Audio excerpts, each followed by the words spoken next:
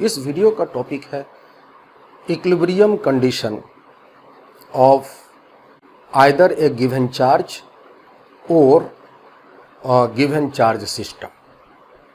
आपको या तो एक पर्टिकुलर चार्ज की इक्विलिब्रियम मैनेज करनी है या पूरे इंटायर सिस्टम की इक्विलिब्रियम मैनेज करनी है। इसके रिलेटेड आज हम लोगों का टॉपिक रहेगा।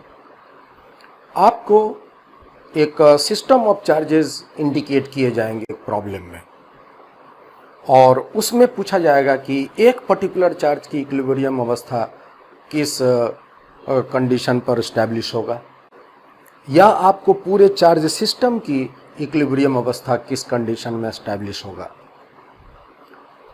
इस तरह के सवाल में हो सकता है कि या तो सिर्फ चार्ज के बीच कूलम के फोर्स ही काम कर रहे हों, या ये भी हो सकता है कि इस कूलम फोर्स के अलावा और भी बहुत सारे फोर्सेस लग रहे हो, काम कर रहे हों।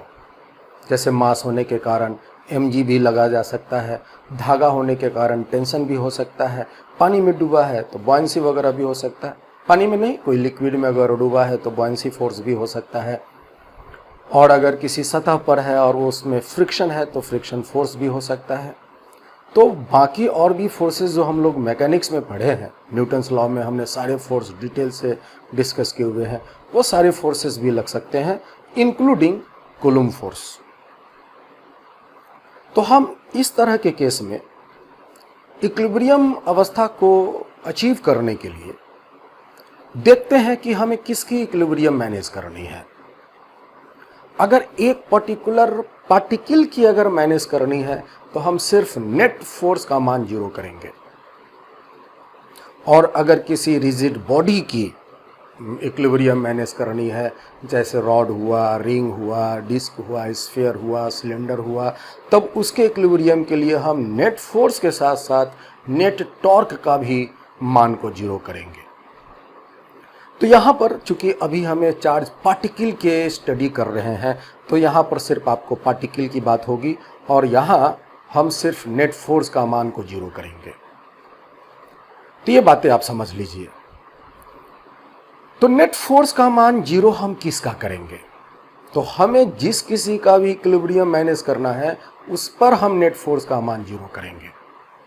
अगर मान लो कि हमें पूरे सिस्टम को इक्विलिब्रियम मैनेज करना है तो उस पूरे सिस्टम में जितने चार्ज हैं सबको हमको नेट फोर्स का मान या सब पर नेट फोर्स का मान 0 होना चाहिए, तभी इक्विलिब्रियम पूरे सिस्टम का मैनेज्ड होगा। ठीक है, तो यहां हम टॉपिक अपना बना लेते हैं प्रॉब्लम्स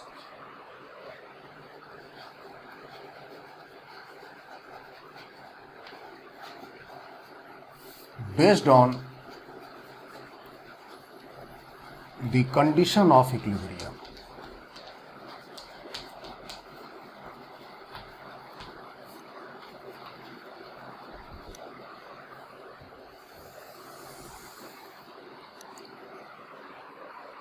ये हम लोग का टॉपिक है। इसमें हम कुछ बातें जो हम इस तरह के सवाल को बनाने में इस्तेमाल करते हैं, चौक कहाँ है, बस इस्तेमाल करते हैं, उसको हम यहाँ पर नोट कर देते हैं। आप इसको अच्छे से पहले समझ लीजिए, उसके बाद हम आगे बात करेंगे। सबसे पहला point,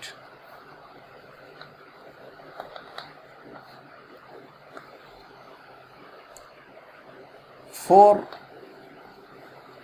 equilibrium of A given charge, मान लिया जाए वो चार्ज जो हमें इक्विलिब्रियम बनाना है वो Q0 है। तो यहाँ पर चूंकि चार्ज हमें जो बात कर रहे हैं वो पार्टिकल चार्ज की बात कर रहे हैं, तो नेट फोर्स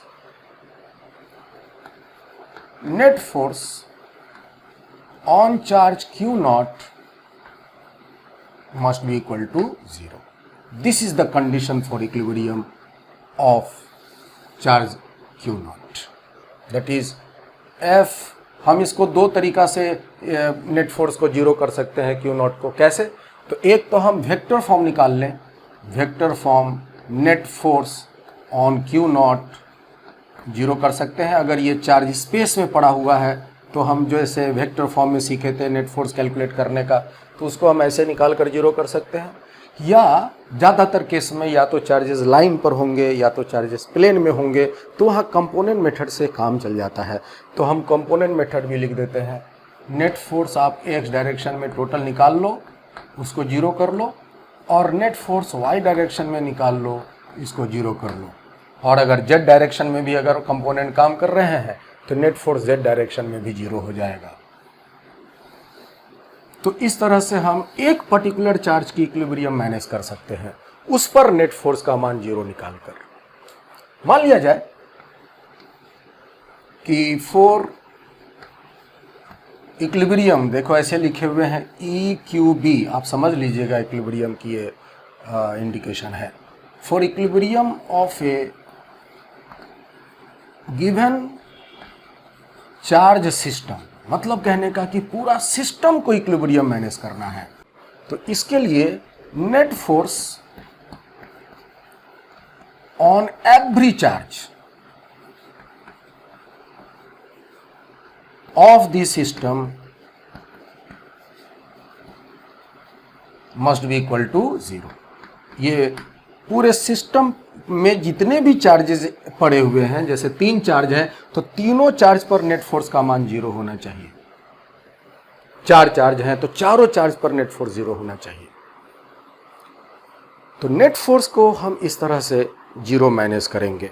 और एक चार्ज का कैसे हम लोग इक्विलिब्रियम मैनेज करेंगे, तो ये जो हमने कंडीशन लिखा है इसी के साथ हम इसको यूज करेंगे। अब हमसे एक प्रश्न और पूछा जाता है इक्विलिब्रियम कंडीशन में कि जो पार्टिकल की इक्विलिब्रियम आई है वो कौन सा टाइप का इक्विलिब्रियम है, that is type of equilibrium.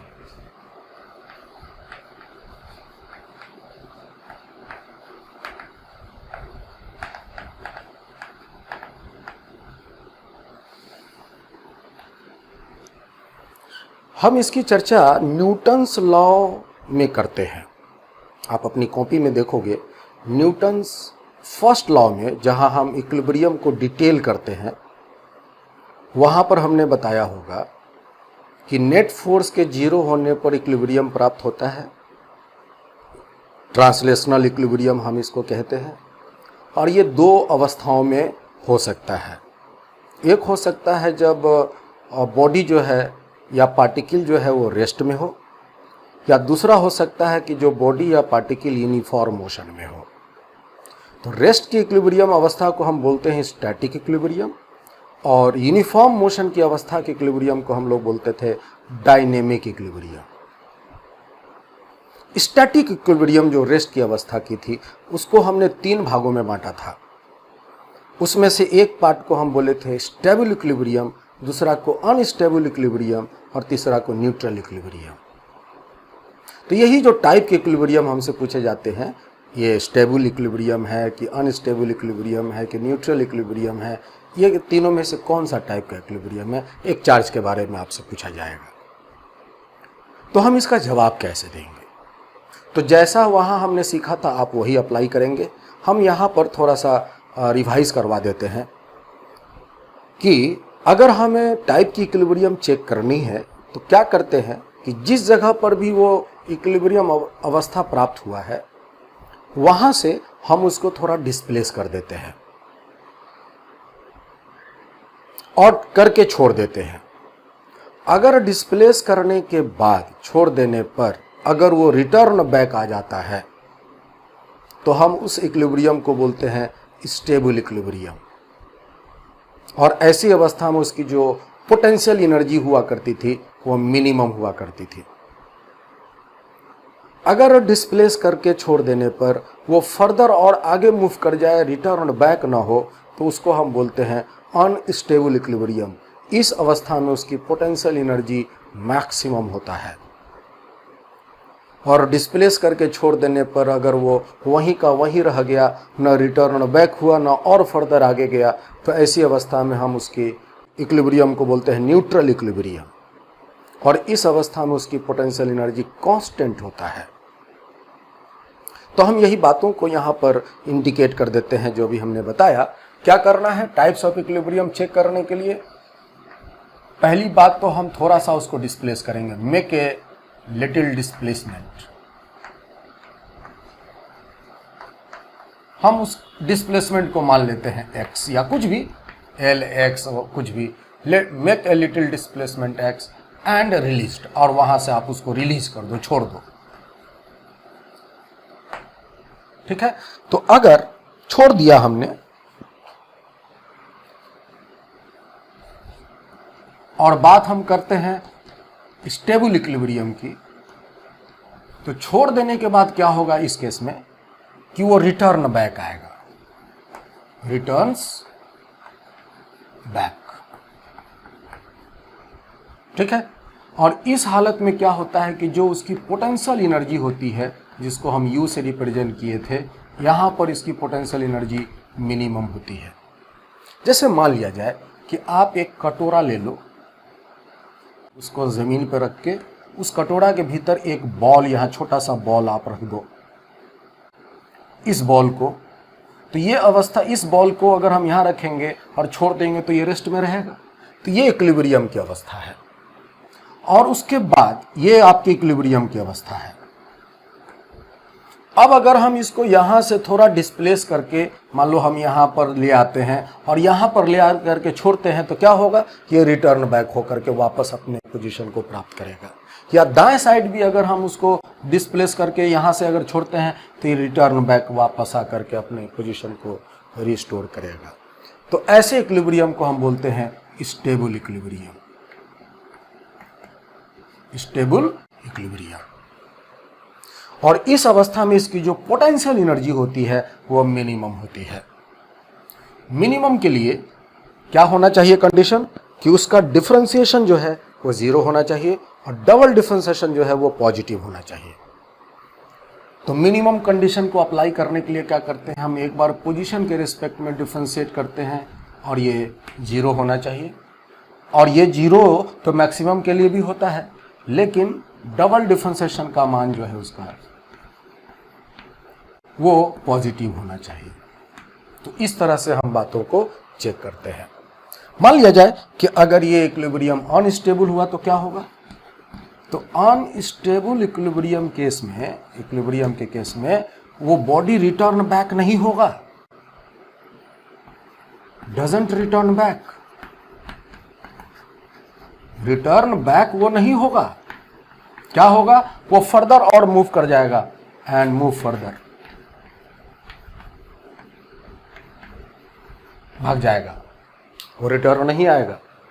जैसे यहां देखिए, मान लीजिए हम इसी कटोरा को उलट देते हैं जमीन पर रख करके, और उस एक छोटा सा जो बॉल हमने लिया है उसको अगर हम पिक पर रख देते हैं, इस तरह से टॉप पर रख देते हैं, और ये किसी तरह से मैनेज किए हुए हैं कि अभी रुका हुआ है, तो ये इक्विलिब्रियम है।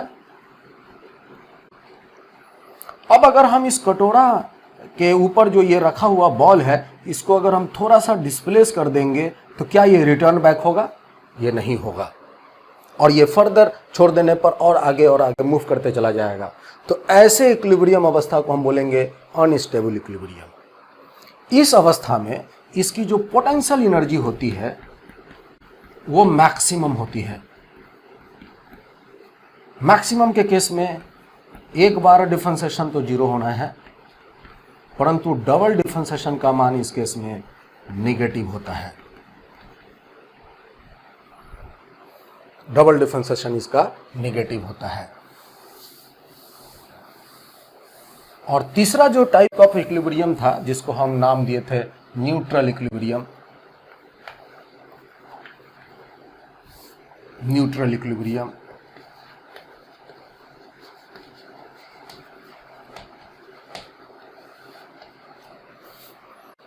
इस केस में जैसे मान लिया जाए यही फ्लैट एंड सरफेस है और यहां पर एक बॉल है और ये रेस्ट में है, तो ये अभी इक्विलिब्रियम में है, रखा हुआ सतह पर है और ये इक्विलिब्रियम में है।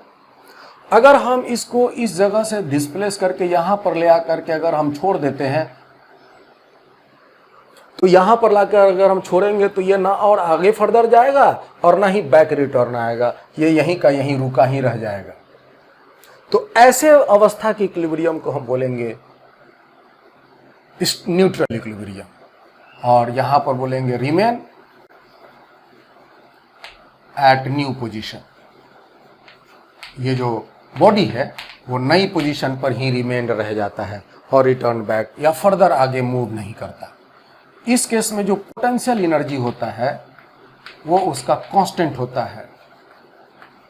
यहाँ जो पोटेंशियल एनर्जी था यहाँ पर भी पोटेंशियल एनर्जी वही होता है। डबल डिफरेंशिएशन, एक बार डिफरेंशिएशन करेंगे तो इस केस में भी जीरो ही होगा, कांस्टेंट का डिफरेंशिएशन जीरो, और एक बार और करेंगे तब भी इसका डिफरेंशिएशन जीरो ही आएगा। तो आपके पास दो हथियार हैं टाइप्स ऑफ इक्विलिब्रियम को चेक करने का।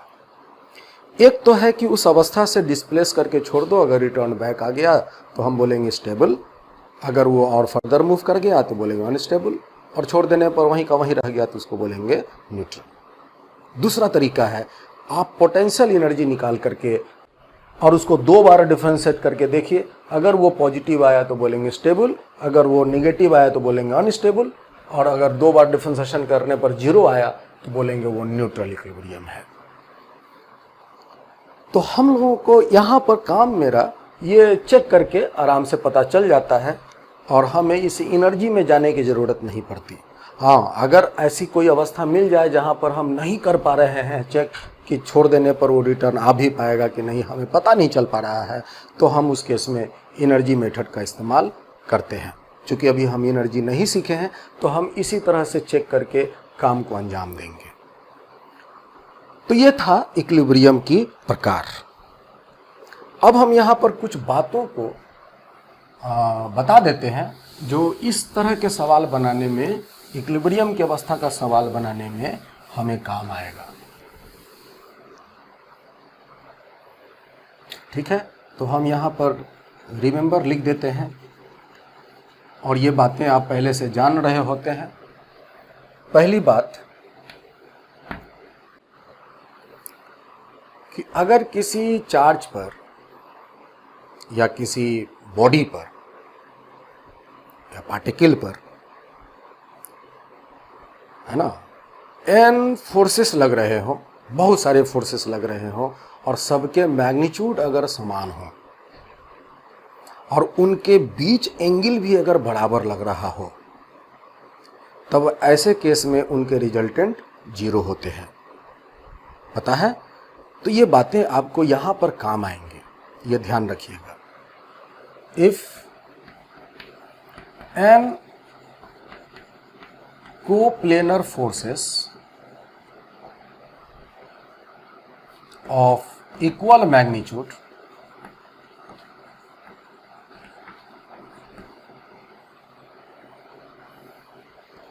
are acting on a body making equal angle to each other,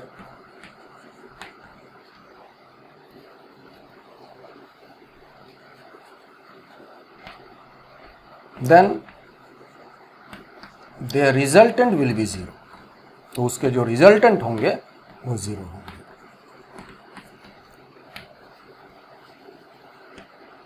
जैसे मान लिया जाए कि एक बॉडी या पार्टिकल पर तीन फोर्सेस लग रहे हैं कोप्लेनर एक प्लेन में।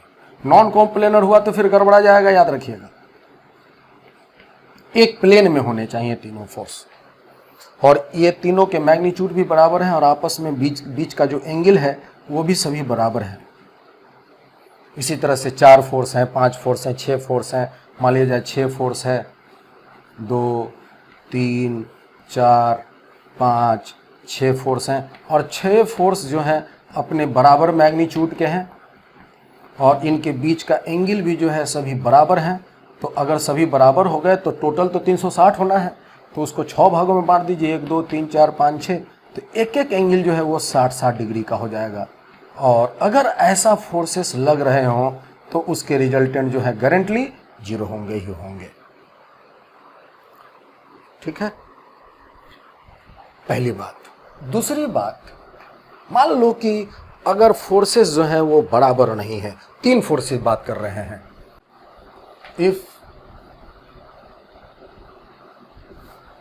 a body is in equilibrium on which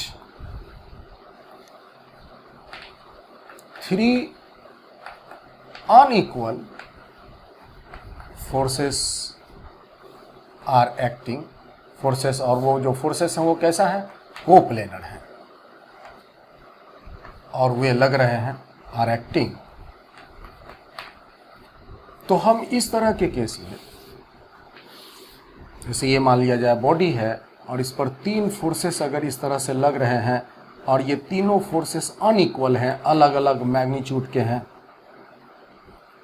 और ये बॉडी इक्विलिब्रियम में है, याद रखिएगा, जिस पर भी ये लग रहा है वो बॉडी इक्विलिब्रियम में है, और एंगल जो है आपको दिए हुए हैं, मान लीजिए ये एंगल है अल्फा, ये एंगल है बीटा और ये एंगल है गामा। तो याद रखिएगा ये तीनों, अगर ये फोर्सेस अलग अलग हैं तो इनके एंगल भी अलग अलग होंगे, समान नहीं होंगे। और इस तरह के बॉडी इक्विलिब्रियम में अगर हैं तो क्या होगा कि F1 बाई साइन, F1 का अपोजिट एंगल कौन है, अल्फा, बराबर F2 divided by sine, F2 का अपोजिट एंगल होगा बीटा, और F3 बाई साइन, F3 का अपोजिट एंगल है गामा। इसमें लामीज थ्योरम भी कहते हैं, हम इसको साइन रूल भी कह सकते हैं।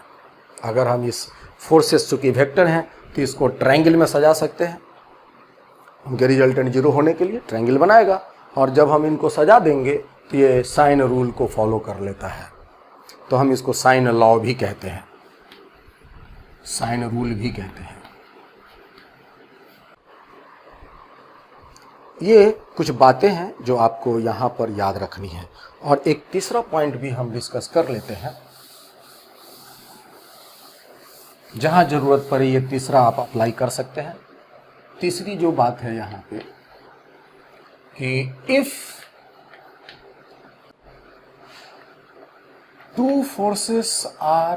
To coulomb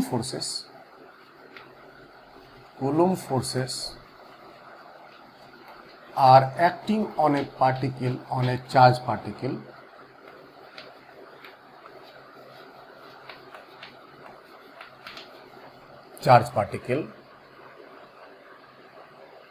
and it is at rest, it is in equilibrium, और ये जो है चार्ज पार्टिकल इक्विलिब्रियम में है, ठीक है।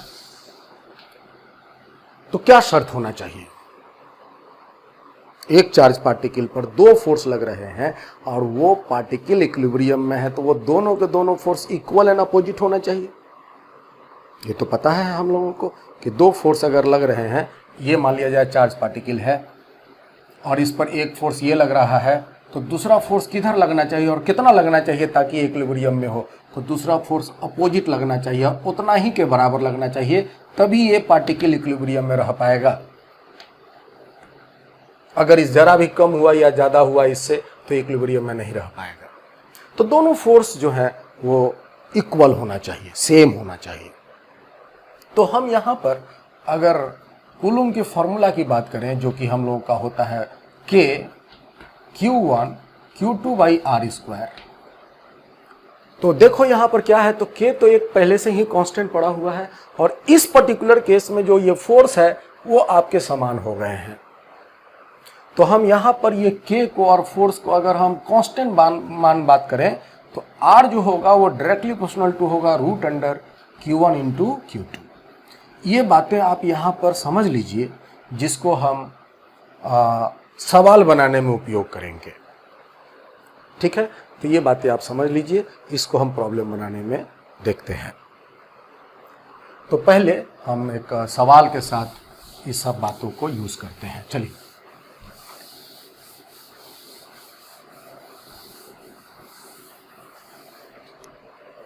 चलिए जो लास्ट में हम चीज बताए हैं इसी पर एक सवाल डिस्कस करते हैं।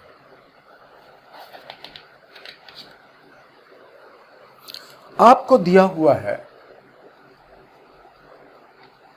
2 charges Q and -4Q, 2 charges Q और एक -4Q are made fixed on a smooth horizontal surface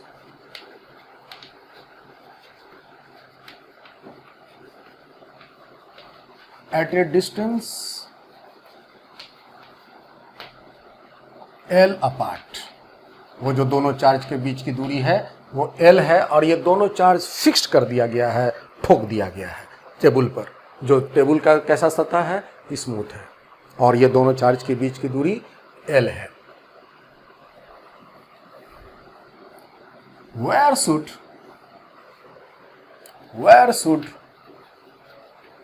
a third charge be kept? Third charge be kept so that it may remain in equilibrium। ये जो third charge है equilibrium,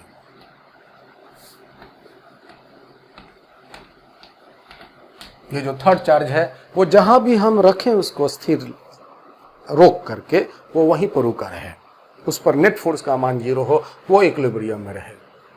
also discuss it's type of equilibrium. और आप ये भी discuss करो कि जो इस चार्ज की इक्विलिब्रियम होगी वो किस टाइप का इक्विलिब्रियम, स्टेबल होगा, अनस्टेबल होगा, न्यूट्रल होगा, वो कैसा इक्विलिब्रियम होगा, ये हमें बताना है।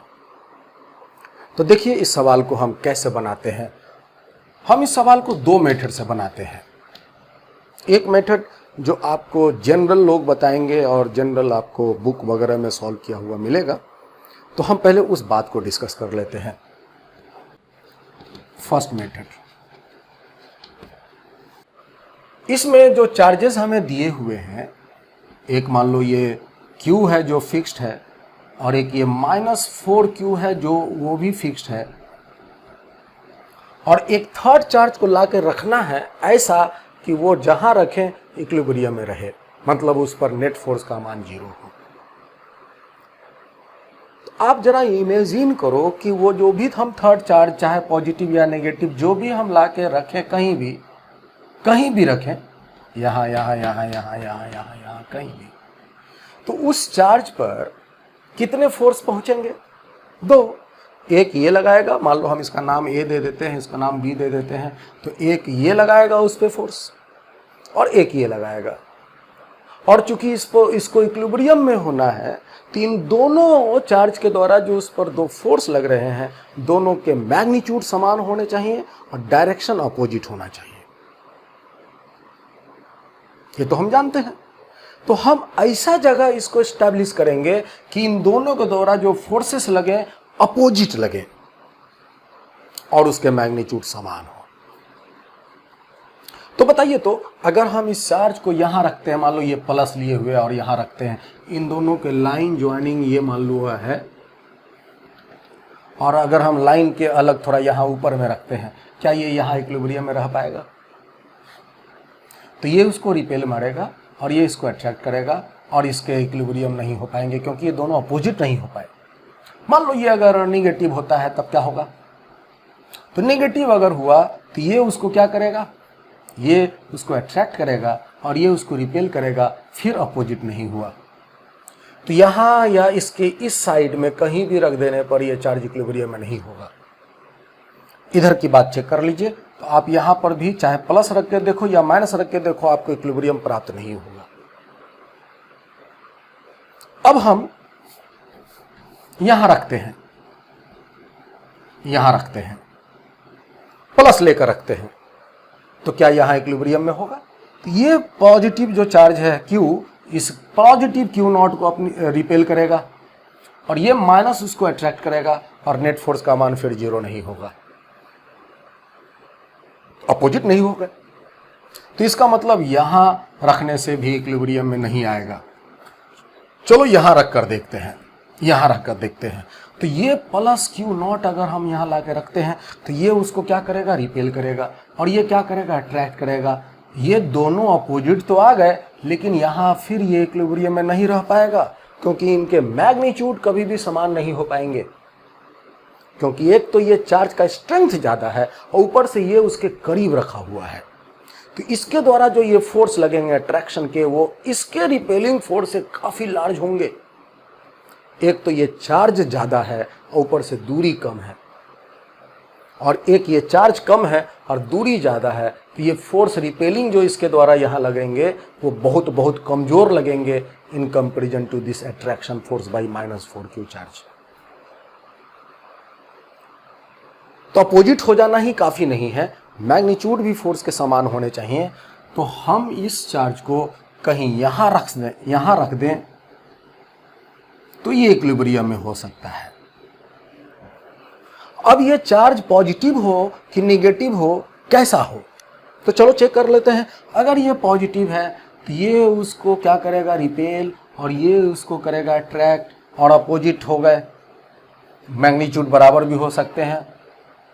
और अगर ये नेगेटिव है तो ये उसको करेगा अट्रैक्ट, ये उसको करेगा अट्रैक्ट, और ये उसको करेगा रिपेल, फिर बराबर हो सकते हैं। तो चाहे ये पॉजिटिव हो या ये नेगेटिव हो, उससे इक्विलिब्रियम को कोई फर्क नहीं पड़ता है। इसलिए सिर्फ थर्ड चार्ज की बात कर रहा है, पॉजिटिव या नेचर की बात नहीं कर रहा है, या नेगेटिव की बात नहीं कर रहा है।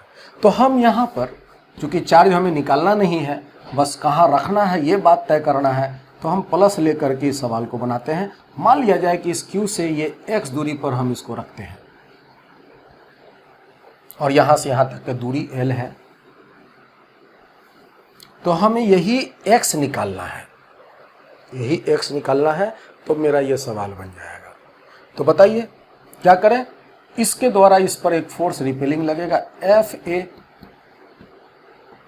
और इसके द्वारा इस पर फोर्स लगेगा एक Fb, और इक्विलिब्रियम के लिए फॉर इक्विलिब्रियम ऑफ Q0, जो थर्ड चार्ज है, ये जो थर्ड चार्ज है Q0,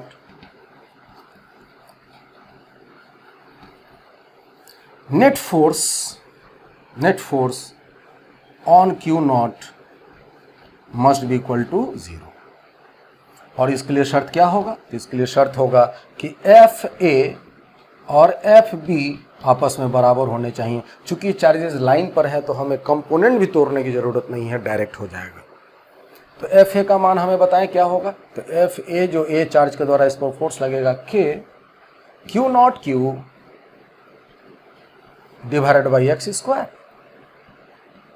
इधर से लगाइए K 4Q into Q0 into 4Q divided by L plus x का whole square. K Q0 cut जाएंगे आपके, दोनों साइड रूट ले लीजिए, यहां हो जाएंगे 1/x। हम पोजीशन चूंकि तय कर लिए हैं पहले से ही, तो 1/x, और यहां हो जाएंगे 2 divided by L plus x. Cross multiply कर लेते हैं, तो L plus x is equal to 2x, और यहां से x के मान आ जाएंगे L।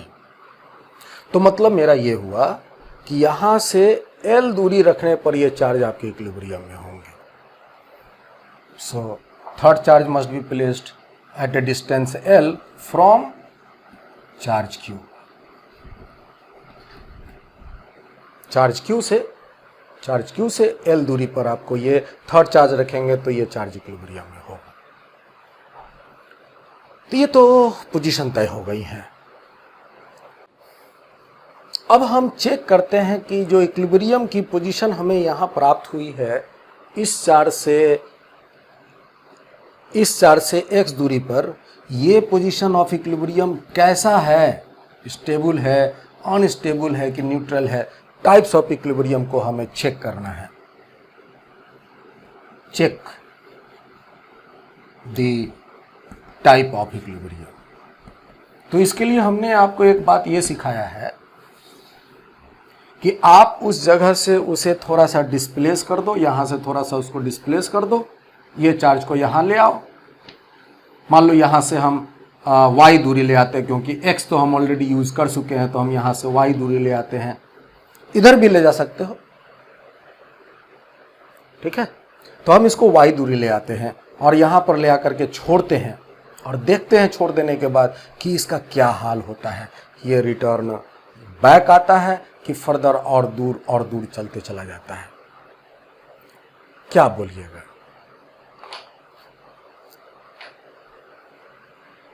क्या बोलिएगा? तो थोड़ी सी यहाँ पर गणित आपकी बढ़ जाएगी, क्योंकि यहाँ पर स्पष्ट पता नहीं चल रहा है, क्योंकि ये दूरी जो दूर जाएगा तो इस केस में क्या होगा कि इससे भी दूर जाएगा और इससे भी दूर जाएगा। तो होगा क्या कि यहाँ जो अब फोर्स लगेंगे एफ ए, जो इसके द्वारा जो ये फोर्स लगेंगे और इसके द्वारा जो ये फोर्स लगेंगे, दोनों फोर्स के मैग्नीट्यूड कम होंगे। और हमें नहीं पता है कि दोनों के मैग्नीट्यूड में जो कमी आएगा वो कितनी अमाउंट का आएगा।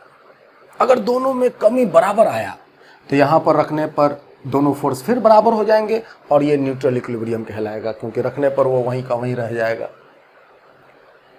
अगर कमी इस फोर्स में ज़्यादा आया, बी के द्वारा जो ये फोर्स लग रहा है इस फोर्स में कमी ज़्यादा हो गया इन कंपैरिजन टू दिस, तो यहाँ पर ये वाला फोर्स का मान बढ़ जाएगा और ये वाला फोर्स कमज़ोर हो जाएगा, तब ये फर्दर दूर और दूर होते चला जाएगा। और अगर कमी इसमें ज़्यादा हुआ इन कंपैरिजन टू दिस, तो ये वाला फोर्स स्ट्रांग हो जाएगा और ये वाला जो फोर्स है वो कमज़ोर हो जाएगा और फिर ये बैक रिटर्न हो जाएगा। लेकिन हमें तो नहीं पता है कि कमी जो होंगे दोनों फोर्स में वो किस में कम और किस में ज़्यादा होगा। तो यहाँ गणित में थोड़ी सी उलझन होगी। तो हम इस गणित को दो तरीका से सुलझा सकते हैं। तो या तो आप कैलकुलेट करके भी निकाल सकते हो, एक y दूरी पर ले जा करके आप फोर्स निकाल लो और दोनों में से एगो को घटा दो। अगर पॉजिटिव आया तो जो पहले फोर्स में हमने दूसरा को घटाया है वो पहला वाला फोर्स ज़्यादा है, और अगर वो नेगेटिव आया तो पहला वाला फोर्स जो है वो दूसरे वाला फोर्स से कम है। तो इस तरह से वो रिटर्न होगा या दूर जाएगा ये पता चल जाएगा। नहीं तो दूसरा तरीका ये है कि हम क्या करते हैं, इस चार्ज को बहुत ज़्यादा दूर कर देते हैं। ये जो y है इसको हम एक्सटेंड करके बहुत दूर ले जाते हैं। ये चार्ज को हम यहाँ से डिस्प्लेस करके इतना दूर ले जाते हैं, y का मान इतना हम ले लेते हैं कि वो जो दोनों चार्ज के बीच की जो ये L दूरी है उससे बहुत बहुत ज़्यादा हो जाए। मतलब ये जो y है इस दूरी के कंपैरिजन में ये बहुत बहुत ज़्यादा हो जाए। ठीक है, जैसे मान लो ये L हुआ और ये भी x भी L हुआ, तो यहाँ से यहाँ तक 2L हुआ और इसको हम 100 L दूरी ले जाते हैं, तो 100L जो है वो इन दोनों के कंपैरिजन में, इन दोनों चार्ज के बीच के कंपैरिजन में बहुत ज़्यादा है। तो इस केस में क्या होगा, तो इस केस में हम y प्लस L को अप्रॉक्सीमेटली y ले लेंगे अगर y बहुत बहुत ज़्यादा है तो बताओ यहाँ से इस चार्ज की दूरी अब क्या होगी, यहाँ से x plus L plus x plus y है ना होगा। और चूंकि ये y बहुत बहुत ज़्यादा है इन दोनों के जोड़ से, तो हम यहाँ से यहाँ तक का दूरी को y ले सकते हैं और यहाँ से यहाँ तक का भी दूरी को हम y ले सकते हैं, क्योंकि y प्लस x भी अप्रॉक्सीमेटली y ही होगा। तो हमने क्या किया, दूर करने के बाद यहाँ से इसकी दूरी को y बना लिया और इसका भी दूरी को y बना लिया। मैंने जो डिनोमिनेटर में जो r स्क्वायर वाला जो दूरी है उसको हमने इक्वल कर लिया मैथमेटिकली अप्रॉक्सीमेटली। अब डिसाइड होगा चार्ज के प्रोडक्ट से। तो हम देख लेते हैं -4q इंटू क्यू नॉट के जो प्रोडक्ट हैं और q इंटू क्यू नॉट के प्रोडक्ट हैं, कौन ज़्यादा हुआ। इसके द्वारा जो फोर्स लगेगा अट्रैक्शन का, प्राइम से नाम दर्शा देते हैं, एफ बी डैश या एफ बी प्राइम इसको पढ़ते हैं। और ये जो है यहाँ से इसको ले गया है, तो ये जो है उसको क्या करेगा, रिपेल मारेगा एफ ए प्राइम। और ये एफ बी जो माइनस है जो इसको अट्रैक्ट करेगा, उसके जो प्रोडक्ट ऑफ चार्ज हैं वो ज़्यादा हैं एफ ए डैश। तो इसका मतलब क्या हुआ, ये इधर चलेगा क्योंकि यहाँ पर नेट फोर्स इधर लगने लग गए और इधर लगने की वजह से ये क्या होगा, तो ये रिटर्न बैक आएगा। तो ये कौन सी इक्विलिब्रियम हो गई, तो ये इक्विलिब्रियम स्टेबल इक्विलिब्रियम हो गई। ठीक है, तो यहाँ पर इक्विलिब्रियम जो है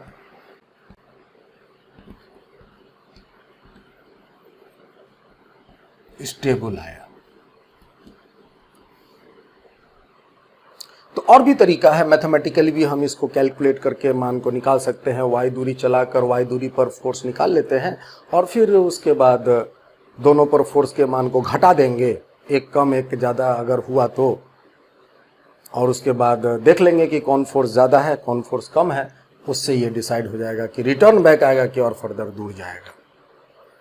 तो हम यहाँ पर गणित न लगाकर थोड़ा सा टेक्निक लगा दिए कि अगर हम इसको बहुत दूर हम यहाँ से डिस्प्लेस करके रखेंगे और ये इतना दूर कर लेंगे कि इन दोनों के बीच की जो L दूरी है वो अप्रॉक्सीमेटली, ये जो L दूरी है वो बहुत बहुत कम हो जाए इस y से, तो हम यहाँ ये काम हम कर सकते हैं। आप इधर भी ले जाओ, आप यहाँ से इसके करीब भी ले जाओ, लगभग इसको सटा दो। जरा सोचो, अगर हम इसको इसके बहुत करीब ले जा करके लगभग हम इसे सटा देंगे तो क्या होगा? तो सटा देने पर इस चार्ज के द्वारा जो फोर्स लगेगा रिपल्सन का वो इन्फिनाइटली लार्ज हो जाएगा, क्योंकि r के मान जो है वो 0 हो जाएंगे। लेकिन इसके द्वारा जो अट्रैक्शन का जो फोर्स होगा इन्फिनाइटली लार्ज नहीं होगा। कैसे? तो जब ये इसके साथ सटेगा तो इससे तो इसकी दूरी L रह गई ना, तो ये फोर्स लगाएगा और वो इन्फिनिटी लार्ज नहीं होगा। लेकिन जब ये उसके बहुत बहुत लगभग सटने के अवस्था में आएगा तो इसके द्वारा इन्फिनिटी लार्ज फोर्स रिपेलिंग लगाएगा, और रिपेलिंग लार्ज अगर हुआ तो ये रिटर्न बैक अपने पोजीशन को आया, क्योंकि हमने इसको इधर घसकाया है। तो उस हालत में भी ये रिटर्न बैक आता है। तो ये इक्विलिब्रियम स्टेबल ही कहलाएगा। तो हम या तो इसको दूर ले जा करके ये बात को चेक कर ले या नजदीक ले जा करके चेक कर ले, you will get the answer. तो ये इक्विलिब्रियम का टाइप भी डिस्कस हो गया और दूरी भी पता चल गया। अब देखिए हम इसी सवाल को एक दूसरे मेथड से बताते हैं।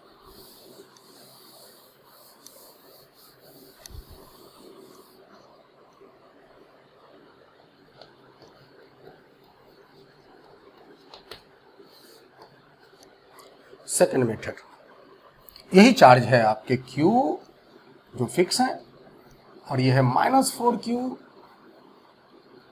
जो फिक्स्ड है, और हमने अभी डिटेल से डिस्कस किया है कि जो वो थर्ड चार्ज है वो कहीं यहाँ होना चाहिए। ये बातें तो हम लोग डिस्कस कर चुके हैं, ये सब केस में आपको डिस्कस करना है, चाहे फर्स्ट मेथड हो सेकंड मेथड हो, व्हाटएवर भी। तो position you have to locate, और ये दूरी है L और ये दूरी है X। हमें यही X निकालना है ताकि ये इक्विलिब्रियम में हो। तो सुनो, इक्विलिब्रियम के लिए जो हमने बताया था कि अगर एक चार्ज पर जो फोर्स लगे, अगर एक चार्ज पर दो फोर्स लगे और वो इक्विलिब्रियम में तो दोनों फोर्स इक्वल एंड अपोजिट हो, तब उस केस में जो दूरी होता है चार्ज से, इक्विलिब्रियम अवस्था की जो दूरी होगा चार्ज से, वो डायरेक्टली प्रोपोर्शनल होगा square root of the product of charges. ये बताया था हमने second method, R directly proportional to root under, है ना, Q1 इंटू Q2। तो मेरा ये कहना है कि यहां से इसकी जो दूरी होगा, ये जो दूरी होगा, अगर ये इक्विलिब्रियम है तो इसके द्वारा फोर्स इसके द्वारा फोर्स बराबर होगा।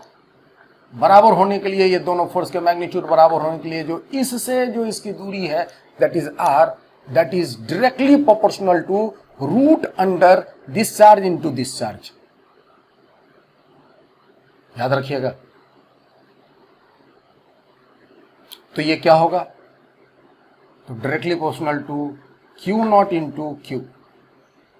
यहां से यहां तक की जो प्रोपोर्शनलिटी है वो आप मान कह सकते हैं। इसको हम कुछ मान लेते हैं Q इंटू Q, चलो ठीक है। और यहां से इसकी दूरी, यहां से इसकी दूरी क्या होगी? तो यहां से इसकी दूरी होगी root under 4Q0 into 4Q। ये दूरी हो गई। प्रोपोर्शनलिटी के रूप में आप कुछ कांस्टेंट लिख सकते हो, K वे जो भी चाहे तो तुम लिख सकते हो। तो देखो ध्यान से, हम इसको थोड़ा शॉर्टन कर देते हैं। अगर हम इस क्यू नॉट के इस सब को हम अगर एक कांस्टेंट मान लेते हैं, मान लो a मान लेते हैं, तो ये दूरी कितना हो जाएगा 2a। होगा नहीं होगा?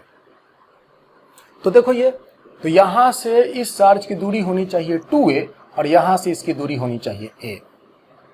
तो और यहां से यहां तक का दूरी, अगर यहां से यहां तक का दूरी 2a है और यहां से इसकी दूरी है a, तो यहां से इसकी दूरी क्या होगी 2a माइनस a, और ये must be equal to l, this must be equal to l। तो इसका मतलब a बराबर हो गया l। तो यह मतलब यहां से यहां तक का दूरी आपका होना चाहिए l। That's it. तो ये आप l दूरी पर रखोगे तो ये चार्ज इक्विलिब्रियम में होगा। हमें फोर्स ड्रॉ करके इक्वेशन सेट करके सॉल्व कर निकालने की जरूरत नहीं है। इस बात को हम एक बार और समझाते हैं, ध्यान से समझिएगा। हम इसको हटाते हैं और फिर हम इसको एक बात समझाते हैं।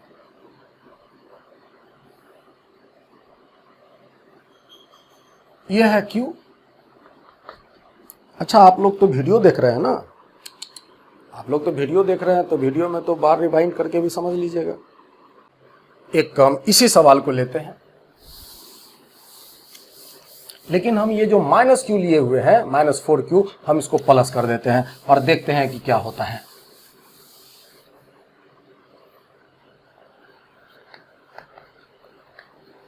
सॉल्व द प्रीवियस प्रॉब्लम, जो अभी हमने प्रॉब्लम सॉल्व किया है, solve the previous problem, solve the previous problem if second charge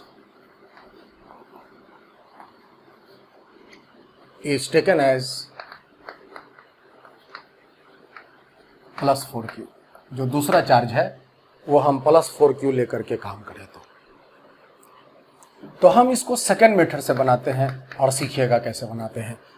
ये आपके q हैं जो फिक्स हैं, ये आपके 4q हैं जो भी फिक्स्ड हैं, और ये प्लस हैं +4q। बीच की दूरी आपकी जो अभी है l है, ये दिया हुआ है। प्रश्न है कि हमें एक चार्ज रखनी है और ऐसा जगह रखना है कि इक्विलिब्रियम में रहे। बताओ तो यहां रखने से इक्विलिब्रियम होगा? आप बोलोगे नहीं, यहां रखने से होगा। तो ये उसको रिपेल मारेगा और ये भी उसको रिपेल मारेगा, यहां भी नहीं, तो यहां भी नहीं होगा। तो इसका मतलब हमें बीच में कहीं रखना होगा। मान लो हम बीच में कहीं भी रख देते हैं ये वाला, तो ये दूरी हो गया आपका x, यही निकालना है। और ये टोटल l दूरी आपको दिया हुआ है, ये समझ लीजिए। हम सेकेंड मेथड लगाते हैं, समझिएगा। तो ये दूरी जो होगा वो प्रोपोर्शनल होगा किसके? तो k into root under q into Q naught. इसको हम मान लेते हैं a। यहां से यहां तक का दूरी ये हुआ, और यहां से यहां तक का दूरी, यहां से याद रखिएगा, यहां से इसकी दूरी बनेगा, यहां से इसकी दूरी, क्योंकि ये q नॉट है और ये 4q है। तो यहां पर हो जाएगा k root under q naught into 4q, और ये बराबर हो जाएगा 2a, ये वाली दूरी। ठीक है, तो यहां से देखो ये वाली दूरी कितनी है, ये वाली दूरी है 2a, यहां से यहां तक का दूरी है 2a और यहां से यहां तक है a, तो 2a प्लस a, यही बराबर तो l है। तो 2a plus a is equal to l, तो a बराबर हो जाएगा l/3। a बराबर 2a प्लस a, 3a बराबर a, l, तो a बराबर l/3। और यहां से यहां तक ही तो a है और a ही तो x है, तो x का मान हो जाएगा l/3, और ये दूरी हो जाएगा 2l/3। तो यहां से l/3 दूरी पर रखने पर ये जो आपके चार्ज हैं q नॉट, चाहे ये पॉजिटिव हो या नेगेटिव हो, इक्विलिब्रियम में रहेगा। अब हम इसके इक्विलिब्रियम को चेक करते हैं कि इक्विलिब्रियम इसके कैसे होंगे, स्टेबल होंगे, अनस्टेबल होंगे, न्यूट्रल होंगे। तो ये उसको क्या मार रहा है? रिपेल। मान लो a है तो a के द्वारा, और b इसको भी रिपेल करेगा, और इसको हम f भी बोलें, और इस चार्ज को हम थोड़ा अगर यहाँ घसका देते हैं, यहाँ पर हम थोड़ा ले जाते हैं, तो ले जाने पर क्या होगा जरा सोचो। अगर हम इसको यहाँ ले जाते हैं तो इससे इसकी दूरी बढ़ जाएगा और इससे इसकी दूरी घट जाएगा। तो इससे जो इसकी दूरी बढ़ गया तो ये वाला जो फोर्स है वो कमजोर हो जाएगा माइनस, और इसके द्वारा जो रिपेलिंग फोर्स है वो फोर्स का मान बढ़ जाएगा। ये इधर डिस्प्लेस करने पर इसके द्वारा फोर्स मजबूत हो जाएगा और इसके द्वारा जो रिपेलिंग फोर्स है वो कमजोर हो जाएगा। तो ये किधर जाएगा, ये रिटर्न बैक आ जाएगा। तो इसका मतलब इधर जाने पर वापस फिर ये रिटर्न बैक आ गया। तो ये कौन सी इक्विलिब्रियम है, तो स्टेबल इक्विलिब्रियम है।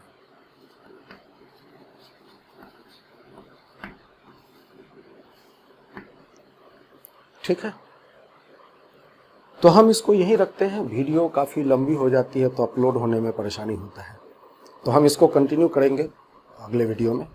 Thank you.